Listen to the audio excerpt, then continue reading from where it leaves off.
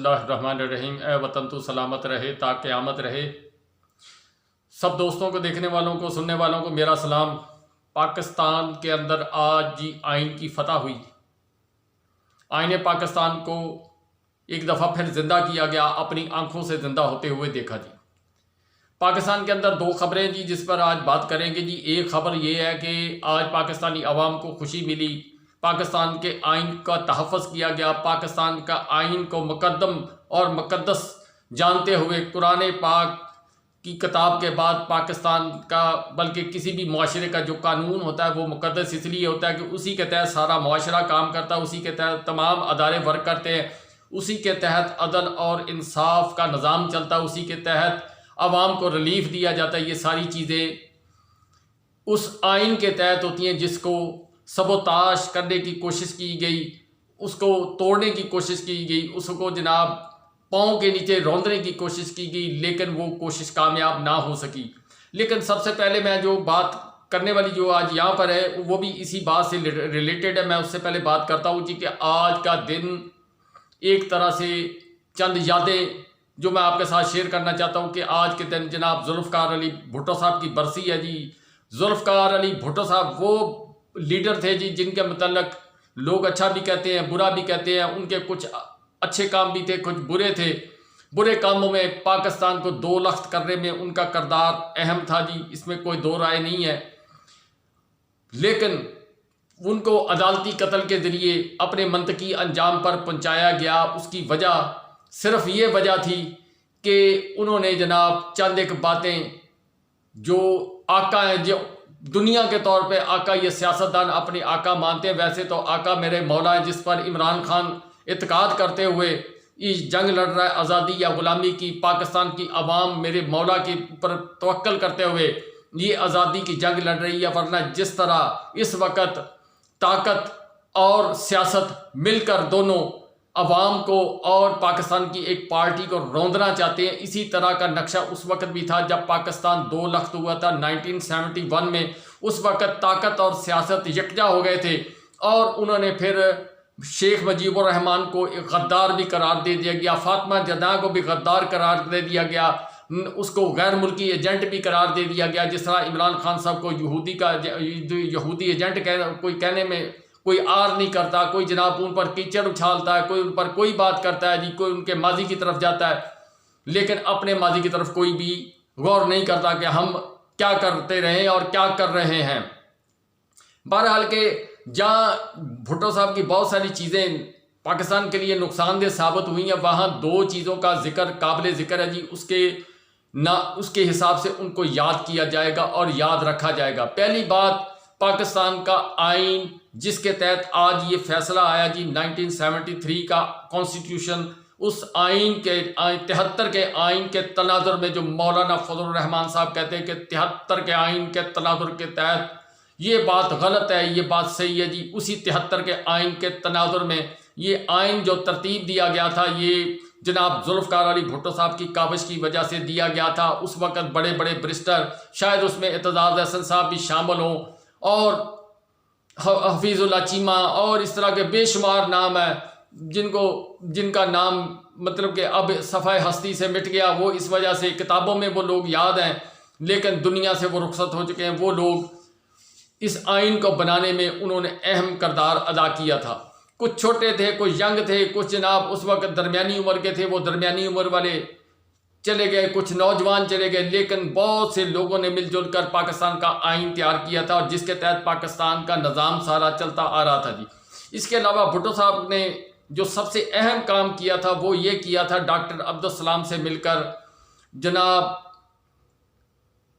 مل ملا کر اس کو پاکستان کے ایٹمی پروگرام کو فائنلائز کیا، اس کے لیے فنڈ اکٹھے کرنے شروع کیے۔ غلام اسحاق خان صدر پاکستان جو مرحوم صدر پاکستان ہے، ان کے ساتھ مل ملا کر یہ کام سونپا گیا۔ اس وقت کی اسٹیبلشمنٹ نے بہت کام کیا۔ اس وقت چند پاکستان کے ادارے، پرائیویٹ ادارے جو مختلف قسم کی پروڈکشن کرتے تھے، انہوں نے بھی اہم کردار ادا کیا۔ چند ایک سمگلر بھی تھے جنہوں نے پاکستان کے لیے بہت اہم کام کیا۔ بہت سارے پردے انہوں نے پاکستان کو پرچیز کر غیر قانونی طریقے سے جس طرح بھی لے کر آئے، وہ لوگ ان کے جہاں اچھے کام برے کام ان کا حساب ہوگا، لیکن ان لوگوں کے لیے اللہ تعالیٰ نے یہ شاید ان کے لیے باعث بخشش بن جائے کہ انہوں نے پاکستان کے لیے کچھ اچھا کام کیا، اس قوم کے دفاع کے لیے اچھا کام کیا۔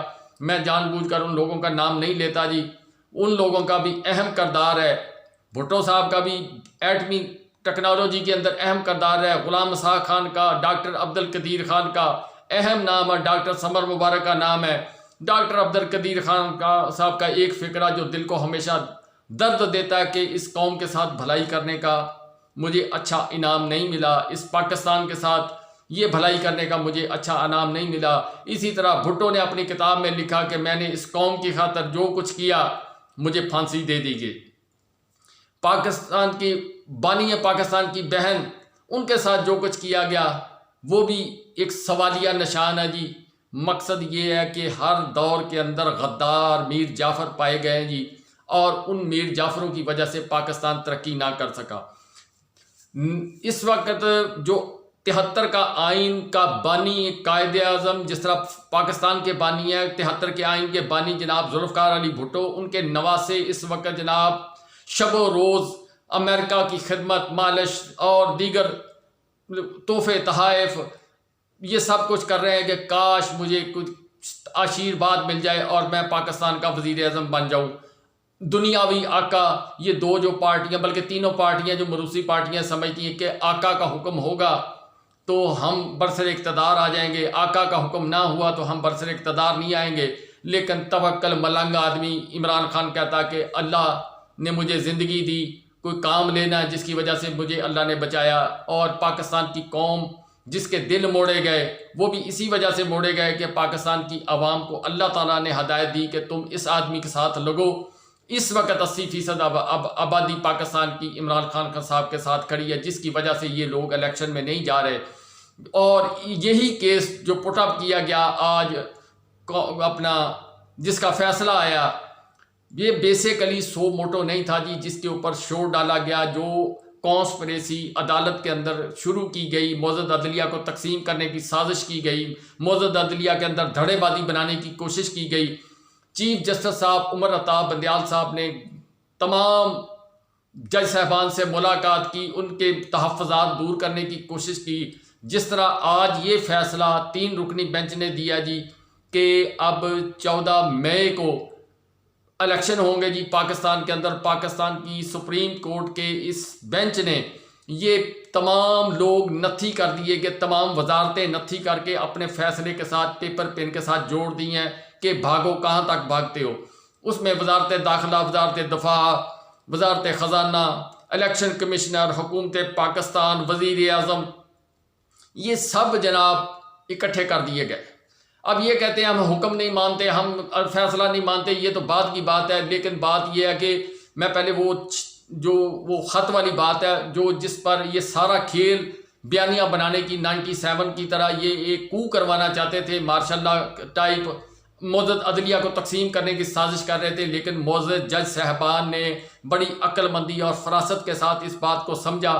کل جو بات اعتزاز احسن صاحب نے کی تھی وہ شاید بات اثر کر گئی، بہت سارے جج صاحبان کے بات دماغ کو سمجھ آئی کہ یہ ہمارے خیر خواہ نہیں ہو سکتے، یہ ہماری محبت میں ہمارے ساتھ نہیں چل رہے، یہ کسی اور مقصد کے لیے، اپنی کرسی کے لیے یہ لوگ کام کرتے ہیں اور اپنی کرسی بچانے کے لیے کسی کو بھی قربان کر سکتے ہیں۔ تو آج پھر 6 رکنی بینچ نے جناب یہ فیصلہ کر دیا کہ وہ جو کل لیٹر والا معاملہ تھا وہ بھی غلط تھا، جو رجسٹرار صاحب کو OSD کرنے والا معاملہ تھا وہ بھی غلط تھا۔ آئین اور قانون کے تحت chief justice of Pakistan justice Umar Ata Bandial صاحب اس وقت پاور اور اتھارٹی کے ساتھ چیف جسٹس آف پاکستان ہیں۔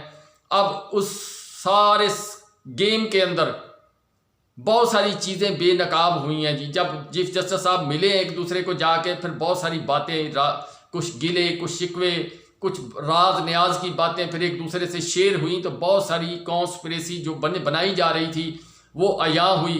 اب جس طرح پاکستان کی اسٹیبلشمنٹ کچھ چیزوں پر کام کر رہی، اسی طرح معزز عدلیہ بھی کچھ چیزوں پر کام کر رہی ہے جی۔ آنے والے دنوں میں، آج سے وہ سمجھو کام شروع ہو گیا، آنے والے دنوں کے اندر آپ کو وہ کام ہوتا ہوا نظر آئے گا، وہ منطقی انجام تک پہنچتا ہوا نظر آئے گا، چیخیں آپ کو بلند ہوتی ہوئی نظر آئیں گی، اور چیخوں کے ساتھ ساتھ پھر آرٹیکل 5 اور 6 کا نفاذ ہوتا ہوا نظر آئے گا۔ کیوں؟ جس طرح انہوں نے معزز عدلیہ کے جج صاحبان پر کیچڑ اچھالا، جس طرح معزز عدلیہ کو تقسیم کرنے کی کوشش کی، جس طرح کا بیانیہ بنانے کی کوشش کی، جس طرح پاکستان کی معزز عدلیہ لوور کورٹ سے لے کر سپریم کورٹ تک کے تمام آرڈر کو جو انہوں نے پاؤں کے نیچے روندنے کی کوشش کی، وہ ساری باتیں، فائلیں اب جناب کھلیں گی، آپ کے سامنے کھلیں گی، اور آپ دیکھیں گے کہ بات کسی منطقی انجام تک پہنچے گی۔ عمران خان صاحب نے اپنے ورکروں کو مبارکباد بھی دی، تقریر بھی کی، پھر انہوں نے افطاری کی، افطاری کے اندر دعا کی، اور دعا کرتے ہوئے انہوں نے کہا کہ ہمیں یہ جنگ ابھی جیتنا باقی ہے، ان کا کوئی پتہ نہیں کس وقت کس طرف کو چلے جائیں۔ وکلا کو انہوں نے اپیل کی کہ جس طرح آپ اس دن شارع دستور پر اکٹھے ہوئے ہیں، اسی طرح آپ کے اوپر ذمہ داری بنتی کہ عدل کا دفاع کرتے ہوئے سپریم کورٹ کے پاس کوئی فورس نہیں، کوئی فوج نہیں، کوئی ہتھیار نہیں ہوتے، ان کے پاس قلم ہوتا ہے یا دماغ ہوتا ہے، تو آپ ہی ان کے بازو ہیں، آپ ہی ان کی طاقت ہے، اور آپ کے ساتھ، ہم آپ کے ساتھ کھڑے ہوں گے۔ پاکستان کی 80% آبادی آپ کے وکلا کے پیچھے کھڑی ہوگی، اور وکلا جب معزز سپریم کورٹ کے چیف جسٹس صاحب یا تمام جج صاحبان جو پاکستان کے آئین کو تحفظ دینا چاہتے ہیں اس کے ساتھ کھڑے ہوں گے، تو پھر وہ آواز جو ہے وہ ایک آواز بن جائے گی، اور آواز ایک طاقت بن جائے گی۔ بات میں یہاں پہ ایک چھوٹا سا فقرہ بول دیتا ہوں جی، کہ فقرہ بولنے سے پہلے ایک بات کر دیتا ہوں جی، کہ آپ ذرا غور کریں کہ 9 اپریل کو کچھ گلے شکوے عوام کے تھے جی، 12 بجے والی کہانی۔ اس کے بعد عوام کے کچھ لوگ ناراض تھے، کچھ لوگ جو تھے وہ خوش تھے کہ اچھا ہوا۔ اچھا، جو لوگ اس وقت خوش تھے وہ آج بہت دکھی ہیں، جو اس وقت دکھی تھے آج بہت خوش ہیں۔ یہ نظام قدرت ہے جس کو کہتے ہیں گھڑی کی سوئی کبھی 6 پر، کبھی 12 پر جاتی ہے، کبھی پھر 6 پر آ جاتی ہے۔ کچھ ایسا ہی منظر پیش کیا گیا کہ اس وقت پاکستان تحریک انصاف کی سوئی 6 پر آئی، آج 12 پر چلی گئی۔ اس دن بھی سو موٹو ہی ہوا تھا، جس دن اپنا قاسم سوری صاحب کی رولنگ جو ہے وہ ختم کی گئی تھی۔ اسی طرح آج 100 موٹو جو لیا گیا تھا، بیسیکلی یہ 100 موٹو نہیں تھا۔ عمران خان صاحب کے وکلا نے ایک پٹیشن دائر کی تھی جس کے اوپر فیصلہ آیا، انہوں نے اعتراض اٹھایا تھا کہ یہ الیکشن کمیشن صاحب کی اتھارٹی نہیں ہے کہ الیکشن کو آگے ڈیلے کر سکیں، یہ حکومت جو ہے یہ بھی نہیں کر سکتی، اس کو ڈیلے نہیں کر سکتی۔ نگران حکومتیں وجود میں آ چکی ہیں، اور جب نگران حکومت بن جائے تو پھر 90 دن یا 60 دن کے اندر الیکشن کروانے۔ یہ بیسک جو چیز تھی جس کے تحت آج سپریم کورٹ کا فیصلہ آیا، اسی فیصلے کے تحت سب کو ناراضگی بھی ہوئی، پاکستان کی تحریک انصاف کو خوشی بھی ملی، وکلا کو اس لیے خوشی ملی کہ انہوں نے چیف جسٹس صاحب کا ساتھ دیا، اور چیف جسٹس صاحب اپنے دباؤ، پریشر، پتہ نہیں کیا کچھ انہوں نے برداشت کیا جی۔ یہ آنے والے وقت میں کبھی بات کھلے گی جی، پھر آپ کو پتہ چلے گا کہ کیا کچھ ہوتا رہا جی، اور کیا کچھ یہ کرنے جا رہے تھے۔ یہ میں بس زیادہ بات، معزز عدلیہ کی کہانی ہے، اس پر زیادہ بات نہیں کر سکتا۔ یہ بالکل ایک طرح کا 97 والا ڈرامہ جو ہے وہ اس کو دوبارہ چلانا چاہتے تھے، لیکن عین وقت پر وہ سازش جو بے نقاب ہوئی، بے نقاب ہونے کے بعد اس کے کردار سامنے آ گئے، پھر ان کرداروں کا تدارک کیا گیا، اور پھر چیف جسٹس عمر عطا بندیال صاحب نے جی فیصلہ دے دیا کہ الیکشن کروائے جائیں، اور اب الیکشن مسٹ ہو گئے ہیں جی۔ یہ کہتے ہیں جی کہ ہم ایمرجنسی لگ جائے گی جی، نواز صاحب بھٹو صاحب کہتے ہیں جی مارشل لا لگ جائے گا، ایمرجنسی لگ جائے گی۔ حکومت پاکستان کے وزراء کہہ رہے ہیں جی کہ مارشل لا لگ جائے، کچھ بھی ہو جائے، عمران نہ کہیں الیکشن کے بعد آ جائے۔ یعنی ان کا 99% جو ہے نا وہ یہ چاہتے ہیں کہ پاکستان میں اگر ہماری بات نہیں سنی گئی تو مارشل لا ہی لگ جائے۔ مارشل لا لگے گا، 2 3 4 سال لوگ پاکستان تحریک انصاف کو بھول جائیں گے۔ آج عمران خان صاحب نے اپنی تقریر کے اندر کہا کہ جد و جہد کے ساتھ ساتھ یہ بھی چیز کہی کہ آپ سال لگا لیں، 1.5 سال لگا لیں، آپ کا ٹائم ختم ہو چکا ہے سیاسی طور پر۔ میری ایک پرانی ویڈیو پڑی ہوئی جی، میں ابھی اس کا نام نہیں لوں گا جی، دو ویڈیو ہیں۔ وہ ویڈیو جس دن الیکشن ہو جائیں گے اس کے بعد میں اپنی ویڈیو کے اندر اس کا ذکر کروں گا جی۔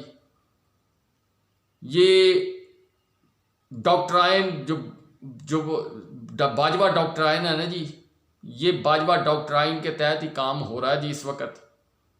اب آپ کو پھر باقی باتیں جو کھول کر بیان کریں گے، لیکن سب سے جاتے جاتے افسوسناک خبر یہ ہے کہ 73 کے آئین کے بانی کا نواسہ جو تقریروں کے اندر کہتا ہم آئین کا دفاع کریں گے، ہم وطن کا دفاع کریں گے، ہم جمہوریت کا دفاع کریں گے، ہم جناب جبر تشدد کے خلاف ہیں، ہم صحافت کو آزادی دیں گے، وہ جناب نواسے صاحب فرماتے ہیں کہ پاکستان کے اندر مارشل لا لگ جائے گا۔